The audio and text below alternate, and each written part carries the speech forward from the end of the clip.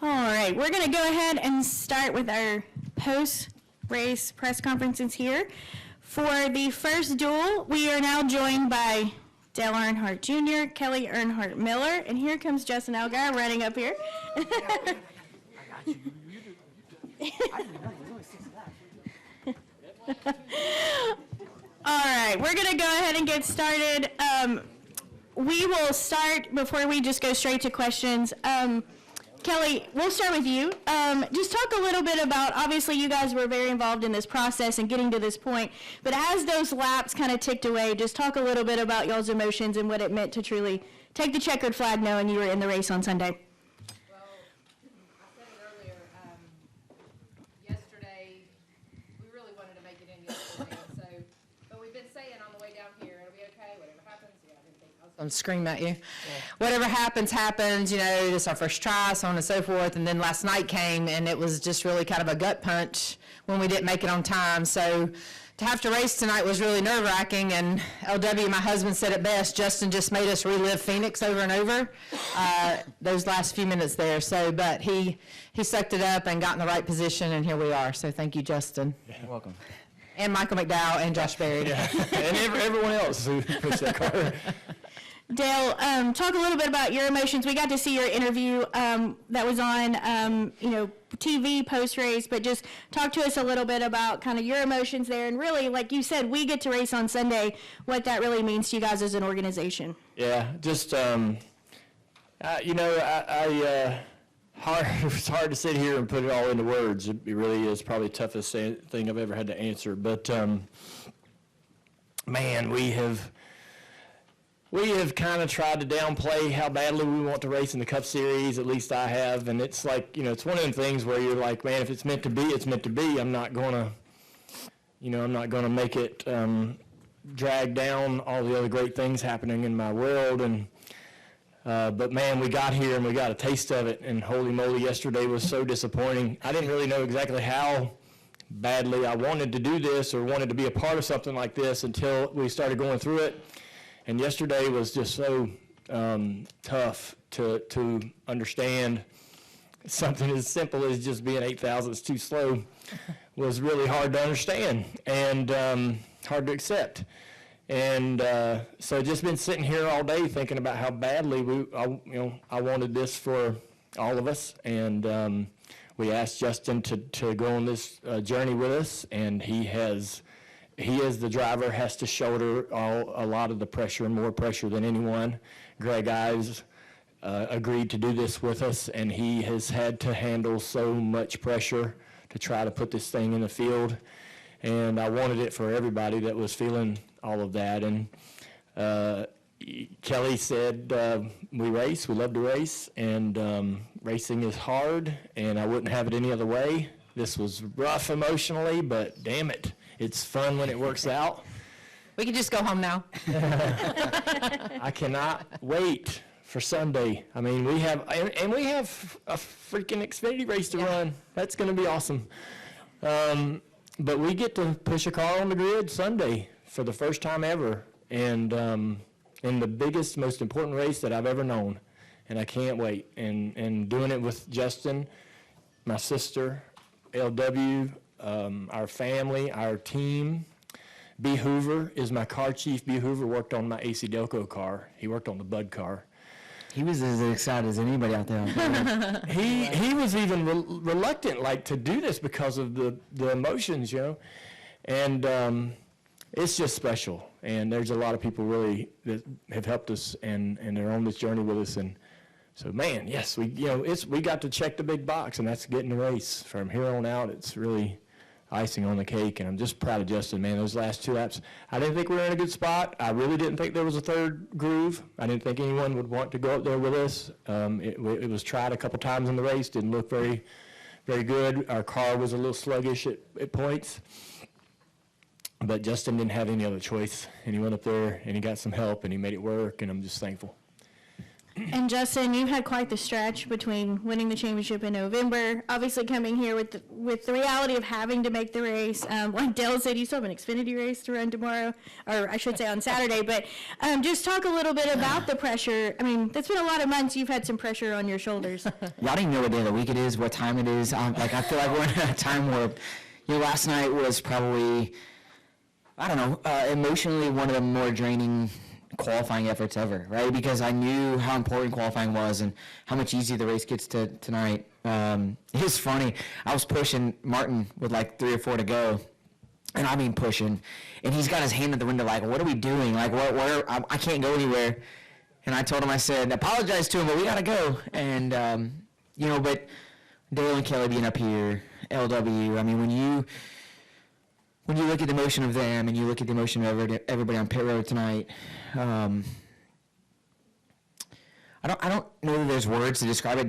Dale's already said it, but like, I don't know why this feels different, why this is more emotional, why this is more pressure and stress. I mean, I think for me, I just don't want to let Dale down. I don't want to let Kelly down. I don't want to let our fans down.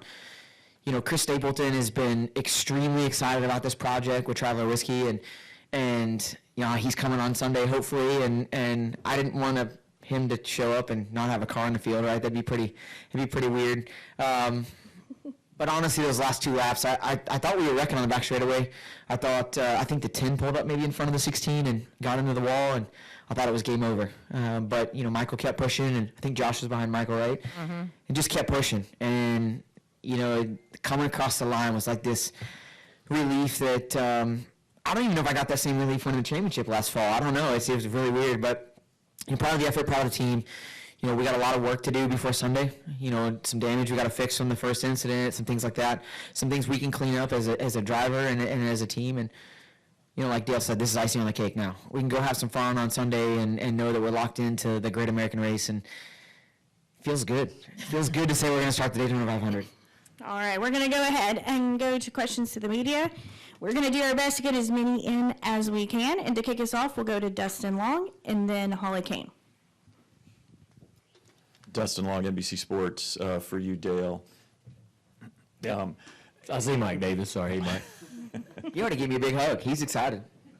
I see that smile right there. You can't miss that smile. Man. So there have been so many moments in the Earnhardt family history at this track, obviously good and bad. And I'm just curious, how do you describe the relationship that you have with this track through your experiences? I probably need a psychiatrist to describe it, but I'm not. When Daddy loved Daytona, and loved winning here, and he just loved to win any race here. He loved to add to that number, whatever it was, 36 wins. And gosh, I loved coming here as a kid. But just a lot of great memories. And then, so when he passed away, I had to make a decision. I had a career in front of me. I was coming back multiple times, and I had to figure out a way to be okay with it. And I knew that it wasn't the track, that took him. And I knew that he, wherever he was, still felt the same about Daytona. And so I've embraced it, and him losing his life in this property brought this property closer to me. Now, that doesn't work the same for other people in tragedy, but for me, knowing I had to keep coming here, I made some peace with it and embraced the track and love it. And add on top of that, I love the history of the sport, and add on top of the fact that this is like the cornerstone or this is the foundation of the sport between Darlington here and a few other tracks.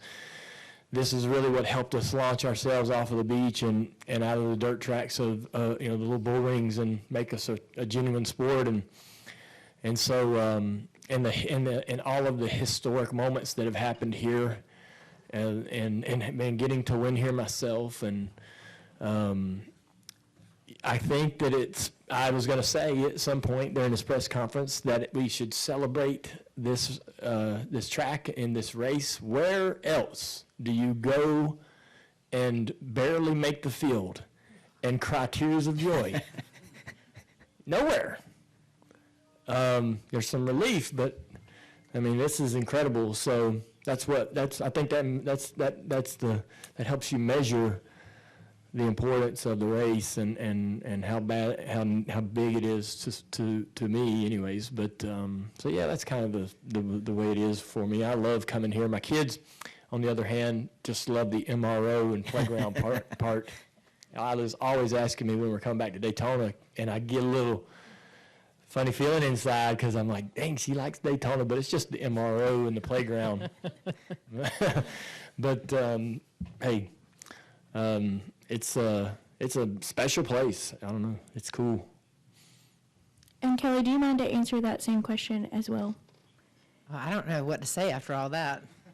Yeah, I mean, just the same thing. I mean, this place is special. Dale alluded to the memories as a kid, and that's what Isla's doing now, creating those memories as a kid. And, you know, coming here, we came here on vacation, so to speak, was the vacation that our family took. And, you know, just seeing the wins with Dad and how hard he worked to try to conquer this track and after so many years, and being here for Dale's wins, you know, in the 500 and just coming, you know, Dale said it best. I mean, there's just no better place than this racetrack. This is the crown jewel of everything that we do. This is the start of everything we do. This is the big race that everybody wants to make.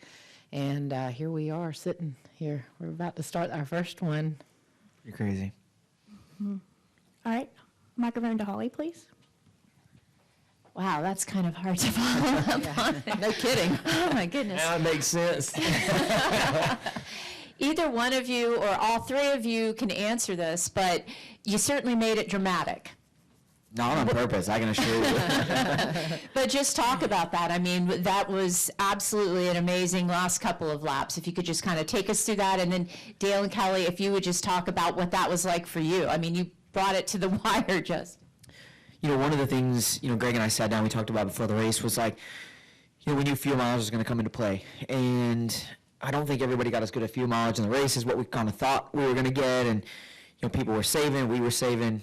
And they kept telling me, you know, you're doing a great job saving, we're doing the right things. But in that moment, you know, you're riding around and everybody's kind of saving. I can see the flames coming out the exhaust pipes and, you know, guys in front. It was kind of accordion with the amount of saving that was going on. But I knew my car drove good, and I knew we had speed at certain levels. And so we get down closer to the end, and one of those restarts, we kind of got shuffled to the back, and I got really tight. Well, I was up a little bit higher, and I got really, really tight off of turn 4. And it dropped me all the way to the tail. And I was in a little bit of panic mode. But I remembered right before the race, Dale told me, he said, you can listen to whatever you want to listen to, you can think whatever you want to think, but he said, you're going to instinctually make moves that are going to make you do the right thing. You've done this how many times, and you're going to make these moves, and it's going to work. And so the spotter was telling me that the 71 had already told him if we wanted to jump out of line, he would go with us. And I just said, you know what, we're going to commit to it. We're going to go for it. Without the help of those cars behind us and maybe a little bit of help from the cars stacking up in front of us, I don't know that it would have worked, but I thought we were in great shape. And then the 16 kind of got up in front, and I thought, okay, we're okay here still. And then that last lap when the 10 pulled up, and I knew the closing rate was going to be huge, I just lifted early because I thought the 16 was actually going to wreck with the 10. I lifted a little bit early, and luckily we did, and it all got gathered back up. The only hard part was we come across the line. I couldn't hear Greg that well tonight. We come across the line, I'm like, where'd we finish? Because, you know, I don't know if this 44 was able to make it up on the inside of the road. And I think, you know, to that point, you know, the way that the race played out, it was so weird to have, you know, majority of the players that we were racing against crash out early. You know, even the 44, I spun the 44 out in the crash because I couldn't get slowed up in time. And, you know, so you don't know, like you don't know how these races are going to play out, and just what they have talked about so far. I don't know. I feel like that's been the feeling of everybody. You know, it's the emotions, the pressure, the stress because of how much this place means. And I think that's where, like, those last couple laps are like, you just got to go for it. If you crash at that point or you don't make it, you got to walk out here and say you gave it 100%, and we did for those last couple laps, and we had a lot of help, and it worked out, and we get to go have some fun on Sunday. Yeah. Yeah, you couldn't talk to Greg because I had him in a headlock.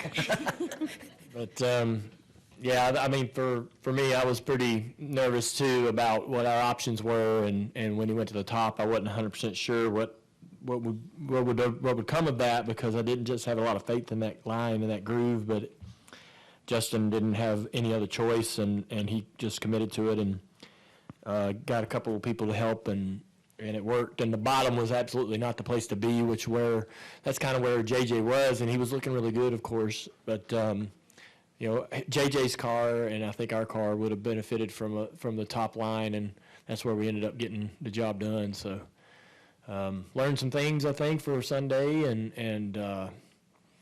but it was super intense those last 2 laps probably.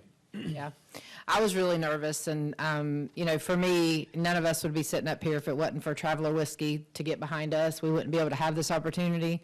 So, from my business brain up here, I'm just really excited that we have a car in the 500 for them. Our team and everybody on board has worked really hard, and we came here with a really first-class effort in every single thing that we put together between our hauler and our car and our team and our uniforms and just everything together. And so I'm really happy for them. We won the beauty contest. That car, I'm telling you what, if you can see that thing week in and week out for all 36 races, it's beautiful. But I'm most happy about that, and that's what I was thinking about the whole race, because, it is special, really, really special to be up here with Dale and to be here with Justin and to be here for Junior Motorsports. But we wouldn't be here without a partner that believed in the fact that we could do it. But believe me, they've been texting our ears off. I was just looking at Dale's phone, it keeps lighting up.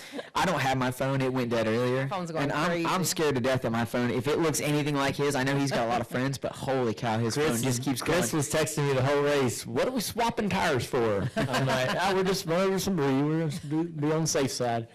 But he's super engaged, and he was very particular about the design of the car, which it was funny because I am too, and we were kind of butting heads over emails about things that we wanted the car to have. And but I loved that. I was glad that it was important to him. And then we got to go to the photo shoot and do these interviews, and I got to interview him for the download, and he was so gracious with all that time and so excited and looking forward to the whole project. And he's been texting me all weekend and about the car and what's going on and just trying to plug in. And so I'm thankful that he obviously wants to be here for the race, and so I'm thankful that he'll get that opportunity. All right, we're going to go Kelly and then Zach. I'll get a microphone to Zach over here. Kelly, CrandallRacer.com. Justin, for you, how will you now balance your emotions the rest of the weekend getting ready for Sunday with all of these highs and lows in 24 hours?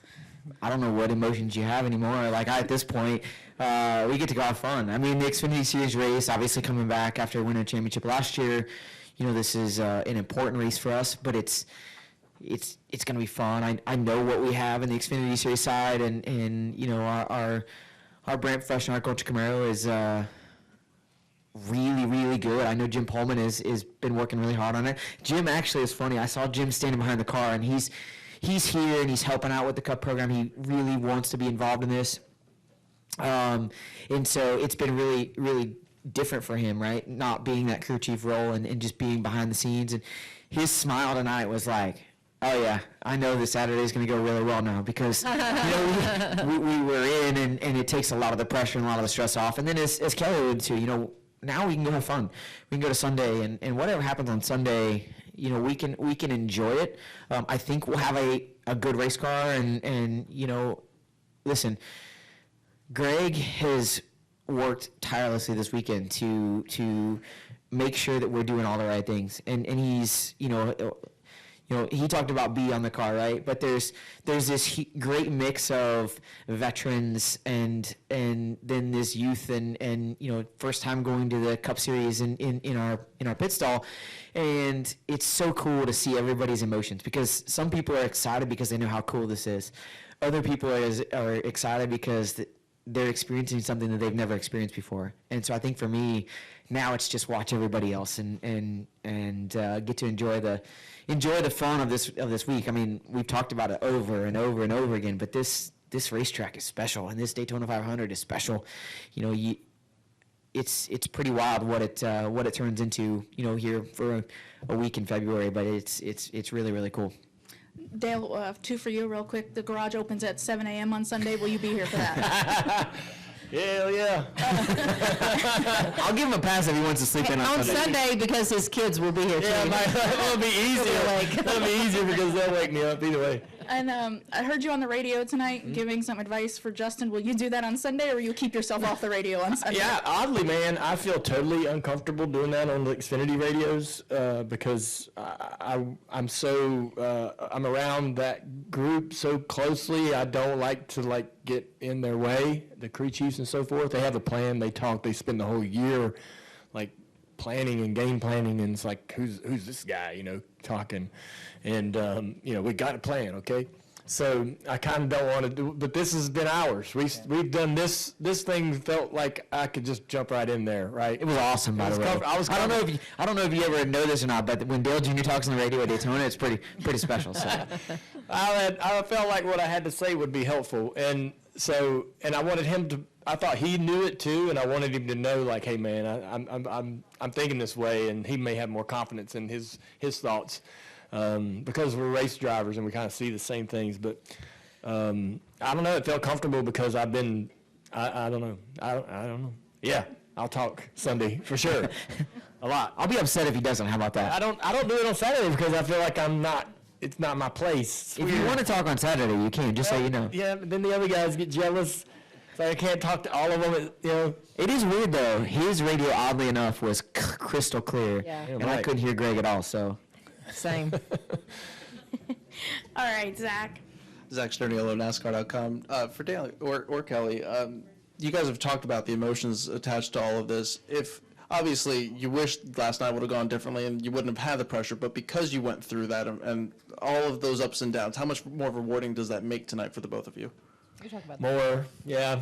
I don't want things to be as hard as they possibly can, but certainly when you go, I think, we winning the Xfinity Championship in Phoenix, man, we were so out of it at one point, and I don't know, it just, when you have those kind of moments, and look, this might not seem is big to some other people in the room and even some people outside of this room, but I know how it feels internally for me, and I think everybody here is experiencing the same thing emotionally, and so it just we kept telling ourselves man, if it was easy it wouldn't matter as much, and not that we want it to be as hard as it possibly can, but damn, it makes it rewarding when you finally get what you're looking for, and that's racing.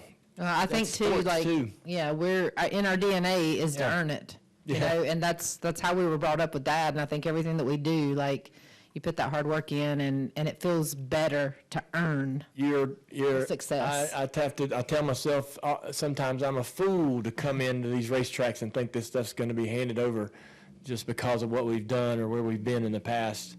It doesn't care, and it didn't care this week. We had to dig. All right, John, and then Matt in front of me. Go ahead, John. John Newby, Savage Ventures. Justin, I was talking to Greg a few minutes ago, and he said repeatedly that those last couple laps, everything he had to fight back through, kept reminding him of the Xfinity Championship race last season. Is there any comparison in your mind? How does, do you agree with his perception of it? Yeah, I think, you get down and you get your back against the wall and you just got to figure out how to get out of it. And I think that, selfishly, I think early in the race I ran a little bit differently because I didn't want to crash the car. I didn't want to be involved in the wrecks. I think that if I look back at the 600 last year, right, when I filled in for Kyle, you ride around at the beginning of the race and you're just trying to get comfortable. You're trying to understand, where the switches are at and, make sure you're hitting your shift points. And, there's a lot that is different about this car than the Xfinity Series car.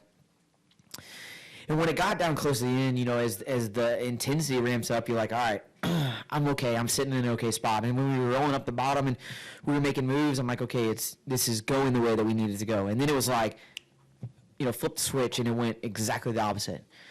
And that's exactly how Phoenix was, right? We drove up to the front of the field, everything was good, and then you flip the switch, we have the penalty, and now you're sitting in the back.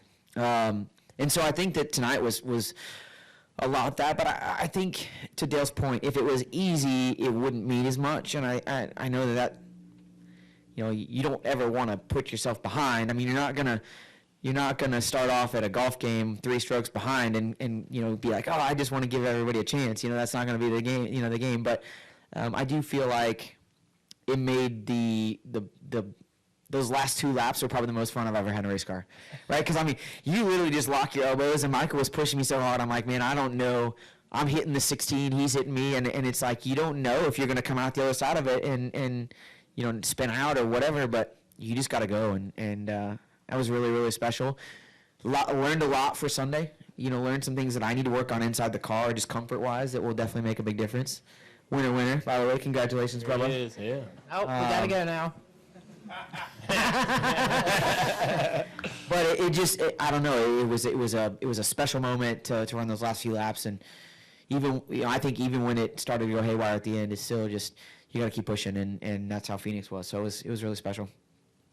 All right, and we'll wrap with Matt. Go ahead, Matt. Matt Weaver, Sportsnet.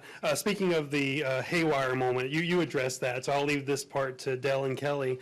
But I'm curious, like, in real time, and this might be hard for both of you to articulate, but, like, all 3 of the open cars, counting Truex, you guys are 3 wide practically.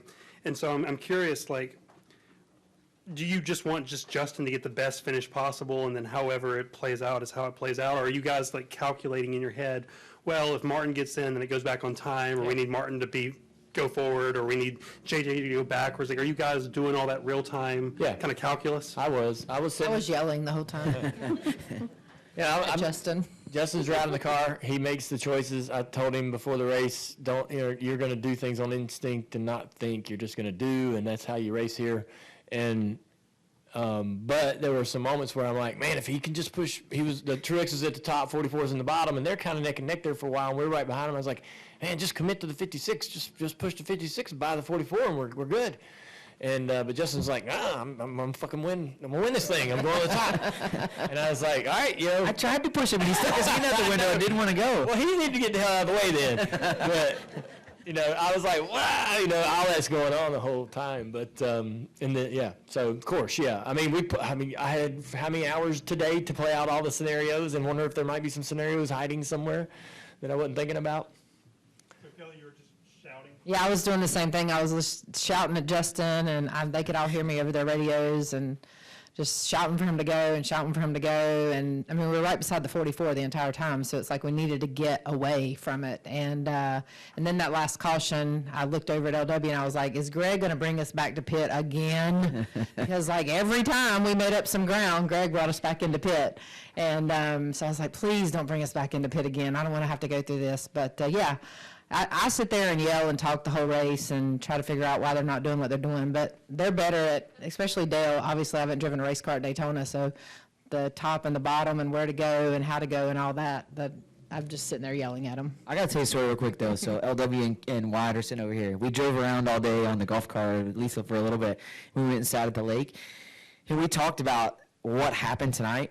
Like, literally what happened tonight. And we were even giving Martin some grief when we rolled back into the motor coach lot because he pulled in and we were blocking his pit stall. And we told him, well, if you're in the way, get out of the way. And and it was just funny how everything kind of came full circle and all 3 of us ended up in that same spot.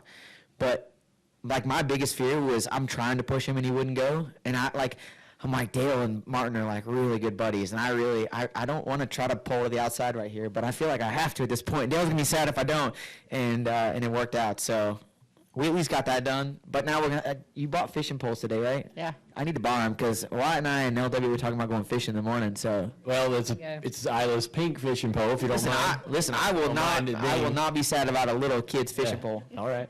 I think the kids at Sunday watched. Truex put the worm on. Yeah, he did. He did. I think. I'm like, hey, pro, here, if you do this. I think having the kids on Sunday though is going to be awesome. Yes. Yeah. Oh, yeah. My girls will be here. Yeah, same. So it's going to be awesome. Special. All right, we're going to squeeze one final question in with Jenna. Go ahead. Apologies, Bubba, for keeping you waiting. My question's for... Hey, he won. He's He's fine. He's fine. My question's for Mr. Hoosier Jr. You ran 2 previous Daytona 500s. This is going to be your first one in 10 years. Did you think that you'd ever get a chance to get back in this race? I didn't. No, I really didn't.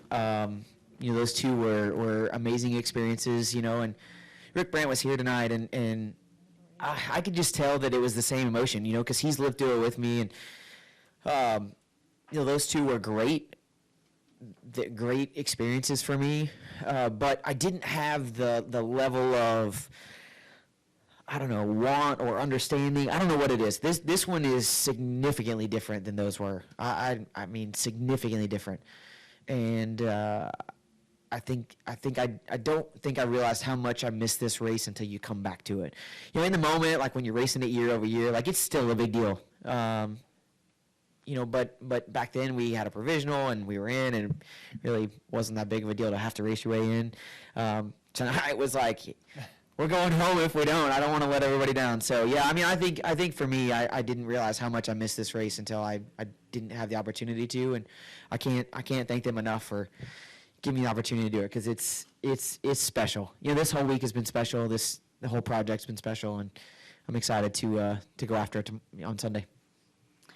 I do want to add as we wrap, and one final congratulations, but I do want to point out LW is not on the stage, but he has not stopped smiling this entire press conference. So a big congratulations to all you guys, and we wish you the best of luck on Sunday. Yeah, Thank you. y'all. Thank you. Congrats, Bubba. You're up now, Bubba. About time. Oh, man. Almost wanted to do one. Oh shit, Bubba won. I didn't even see. No worries.